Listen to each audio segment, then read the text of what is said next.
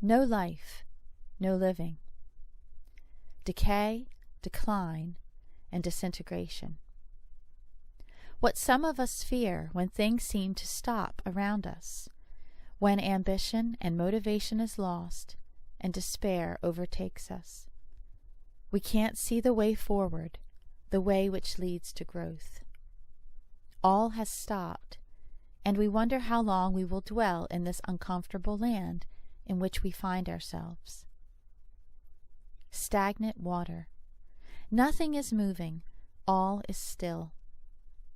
What causes stagnation? Confinement.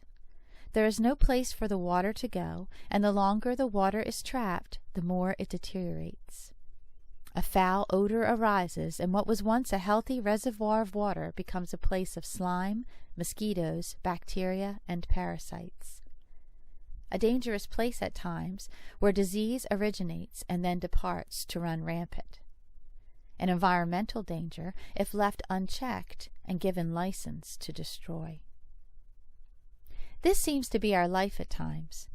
When we stagnate, we can become dull and stupid.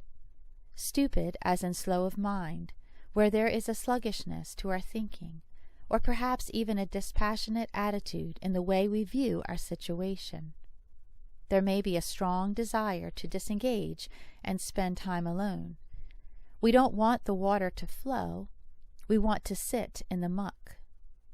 Current circumstances usually lead us there, but it's our own thoughts which ultimately confine us, or the thoughts of others, when we allow them free rein in our minds. The thing to remember is this: there is no danger in stagnation. The danger lies in what comes out of it. Stagnation breeds corruption of the mind, and disease of the mind is a very damaging thing to a human being. When one stops growing, disease sets in. One of the first symptoms is usually a complete lack of compassion for others, a cold detachment, where the plight of others is no longer a concern, where one even loses all empathy for loved ones. This in turn may lead to a spiral into deep depression, because when you cut yourself off from others, you lose your way. Life is not meant to be lived alone, and when this path is chosen, one becomes a danger to themselves, as darker thoughts breed even darker thoughts, until there seems to be only one way out.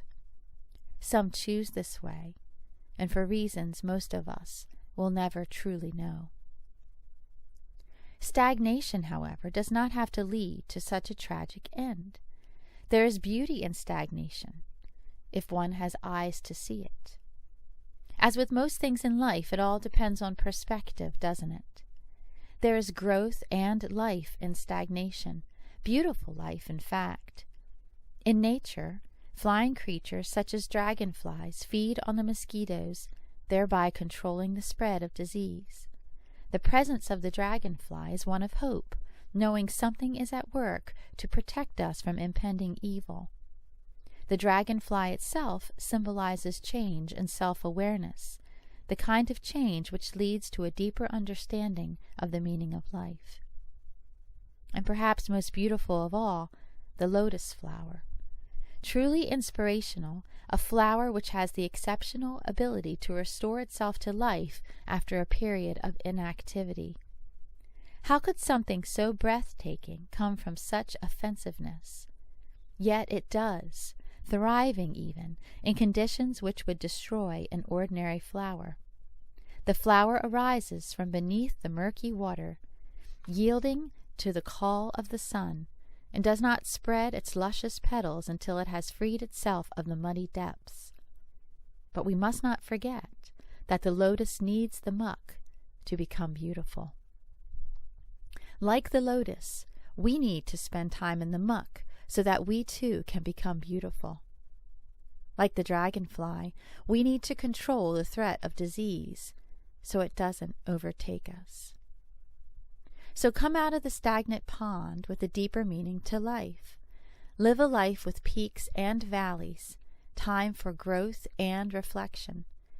There should be a balance as to how much time you visit each place, when you soar and when you stagnate. When you think about it, a wonderful way to live, the best way to live.